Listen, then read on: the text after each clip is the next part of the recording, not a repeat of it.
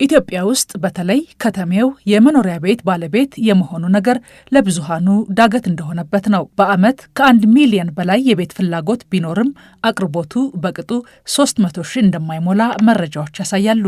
በተለይ ደሞዝተኛው እንኳን የራሱን ቤት ለመገንባትና ለመግዛት ተከራይቶ ለመኖርም መቸገሩን ሲናገርም ይደመጣል። ታዲያ ቤት የሌላቸውን የቤት ባለቤት ለማድረግ ከንግድ ስራ ውጪ የሆነ ብድር ለመስጠት ባለፈው ዓመት መጨረሻ አካባቢ ውሳኔ ያሳለፈው የኢትዮጵያ ንግድ ባንክ በቅርቡ የቤትና የመኪና ብድር ጠያቂዎችን የሚያስተናግድበትን መመሪያ አውጥቷል። በመመሪያው ቤት ለመስራት ወይንም ለመግዛት እንዲሁም ያለውን ለማደስና ለማስፋፋት ብድር እንደሚሰጥ ጠቅሶ ለብድር ከሚጠየቀው ገንዘብ 50 በመቶውን ቀድሞ በባንኩ መቆጠብ ያስፈልጋል ይላል። በተጨማሪም ለቤት የተሰጠው ብድር በ10 ዓመት ጊዜ ውስጥ ተመልሶ መከፈል እንዳለበትና ከ3 እስከ 6 ወር በሚሰጠው የእፎይታ ጊዜም ጭምር 14 በመቶውን ወለድ ተበዳሪው መክፈል እንደሚጠበቅበትም መመሪያው ያስገድዳል። ሌሎችንም በመመሪያው የሰፈሩ ቅድመ ሁኔታዎችን አንስተን ብዙሃኑን በተለይም ደሞዝተኛውን የቤት ባለቤት ለማድረግ የሚረዳ የብድር መመሪያ ነው ወይ ስንል የፋይናንስ ባለሙያዎችን አነጋግረናል። በወልቂጤ ዩኒቨርሲቲ የፋይናንስ መምህር የሆኑት ዶክተር ካሳሁን ወልዴ ባንኩ የቤት ብድሩን ለመስጠት የሚጠይቀው ቅድመ ሁኔታ ከፍ ያለ መሆኑን ጠቅሰው ይህም ብዙሃኑን ያገለለ ነው ይላሉ። ለምን? የቆጠበው 50% ፕላስ ደሞዙ በእነዚህ 10 ዓመታት ውስጥ ደሞዙ ማክሲመም መክፈል የሚችለው ታሳቢ ተደርጎ 1/3 ነው። ባለትዳሮች ሁለቱም ሊሆኑ ይችላሉ፣ ወይም ደግሞ አንደኛው ወገን ከሆነ የነሱ ደሞዝ ታሳቢ ተደርጎ ቤቱን በወቅቱ ባለው ግምት 100% መሸፈን የሚችል ሲሆን ነው ፕሮሰስ የሚደረገው። እንግዲህ ለዚህ ነው እንደ ኮላተራል ደግሞ 200% የተባለው ማለት ነው። የብዙሃኑን ጥያቄ አድሬስ የሚያደርግ አይደለም።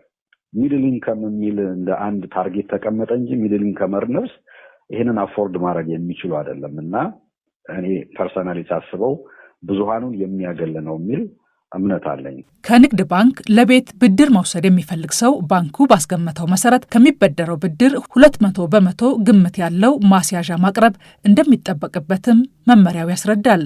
ምን ያህሉ ሰው ነው ለዛውም መኖሪያ ቤት የሌለው ከብድሩ 200 በመቶ ዋጋ የሚያወጣ ማስያዣ ማቅረብ የሚችለው የሚለውም ጥያቄ ያስነሳል። ለዛውም ማስያዣ የተባለው ቤት የሚከተሉትን ተጨማሪ መስፈርቶችን ማሟላት እንዳለበት በመመሪያው ሰፍሯል የሚሉት ዶክተር ካሳሁን እንዲህ ያለው ነገርም ባንኩ ራሱን ከስጋት ለማዳን የወሰዳቸው እርምጃዎች ናቸው ይላሉ። እነዚህ ቤቶች ኦል ሲዝን ሮድ አክሰስ ያለባቸው ከተሞች ላይ የመብራትና የውሃ አገልግሎት ያለበት፣ ስለዚህ ከተሞችን ታርጌት ያደረገ ነው። ምክንያቱም የሰከንድ ዌይ አውት እነዚህ ደንበኞች አስፐር ዘ ክሬዲት ተርም መክፈል ባይችሉ ላስት ሪዞርቱ ወደ ሽያጭ መሄድ ነው። ሰው ለሽያጭም አመቺ የሆኑበት አካባቢዎች ላይ ሮድ አክሰስ ያለበት እነዚህ ቤዚክ ፋሲሊቲስ ያሉባቸው አካባቢዎች ያሉ ሰዎች ናቸው ሊበደሩ የሚችሉት ማለት ነው። ወደ መክፈል አቅማቸው ሲመጣ ግን 50% ኮንትሪቢዩሽን አለ፣ ደሞዛቸው አለ፣ እንደዚሁም ደግሞ ቤቱ ወይም ደግሞ መኪናው እንደገና እንደ ዋስትና ይያዛሉ። እነዚህ ሁላ ተደማምረው 200% የብድሩ 200% ኮላተራል ሊኖራቸው ይገባል ነው የሚለው። ስለዚህ ኢትዝ ቱ ማች በጣም ሂውጅ ነው። ኮሚትመንቱ ከፍ ያለ ነው። 50% ያህል መቆጠብ አለበት ይላል። 10 ሚሊዮን የሚፈልግ ከሆነ 5 ሚሊዮን ሴቪንግ ያስፈልጋል ማለት ቤቱ 50% መቆጠብ የሚችል ሰው መሆን አለበት። ስለዚህ የሚበደረው 50% ነው ማለት። ከአበዳሪ አንግል ስናየው ሪስክ ሚኒማይዝ ለማድረግ ጥሩ ነው። የኢትዮጵያ ንግድ ባንክ የመላው ኢትዮጵያውያን ባንክ ሆኖ ሳለ ከዚህ ቀደም እስከ 95 በመቶ የሚሆነውን ብድር ይሰጥ የነበረው ለመንግስት የልማት ድርጅቶችና ለመንግስት ፕሮጀክቶች እንደነበር ያስታወሱት ደግሞ የፋይናንስና ኢንቨስትመንት ባለሙያው አቶ መርዕድ ፍቅረ ዮሐንስ ናቸው። አሁን ከንግድ ስራ ውጪ ለቤትና መኪና ግዢ ለግለሰቦች ብድር ለመስጠት መወሰኑ ባንኩን የሚያስመሰግነው ነው ይላሉ። ነገር ግን በመመሪያው መሰረት ብዙሃኑ የብድሩ ተጠቃሚ መሆን እንደማይችሉ እሳቸውም ይስማሙበታል።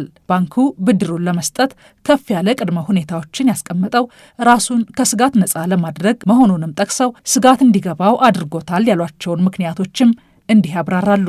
ስቲል አሁንም ኢኮኖሚው አብዛኛው ማህበረሰብ ስቲል የሚፈቅድለት አይደለም። እንደገናም ደግሞ ኦልሞስት ያለፉት አመታቶች ዋጋ ግሽበትም እንደገናም ኢኮኖሚውን ካለመረጋጋት ማቋያ እነዚህ በሙሉ የሰውን ቁጠባ አመንምኗል። አሁን ኢትዮጵያ ውስጥ ባለበት ነባራዊ ሁኔታ የትኛው መንግስት ሰራተኛ ነው የሚችለው?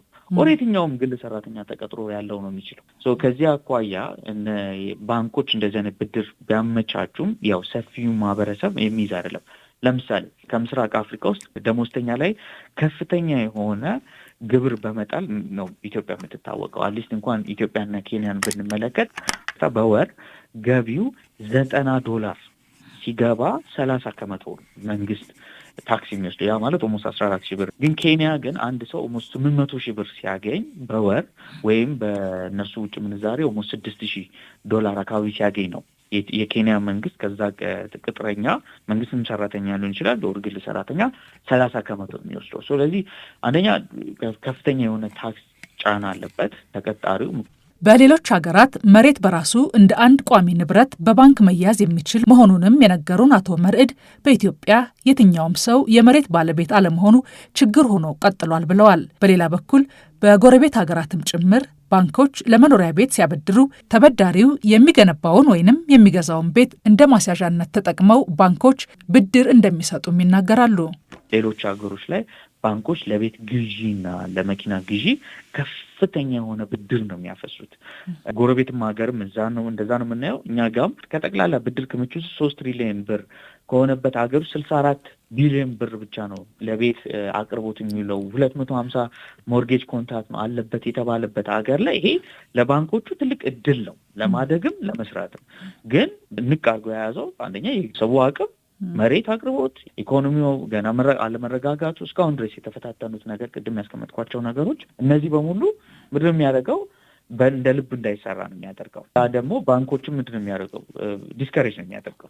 በሌሎች ሀገራት የቤት ብድር ለማግኘት ግለሰቡ ያለው የገቢና ወጪ ምጣኔ ብቻ ታይቶ ተበዳሪው ከባንኩ በሚወስደው ብድር የሚገዛውን ቤት ብቻ በማስያዣነት ማቅረብ በቂ እንደሆነ ይነገራል። ከኢትዮጵያ ንግድ ባንክ ተመሳሳይ አገልግሎት ለማግኘት ቅድሚያ ቁጠባ 50 በመቶ መጠየቁ፣ በተጨማሪም ከብድሩ 200 በመቶ ዋጋ የሚያወጣ ማስያዣ መጠየቁ ነገሩን እንዳያማህ ጥራው እንዳይበላ ገፋው አይነት አድርጎታል ተብሏል።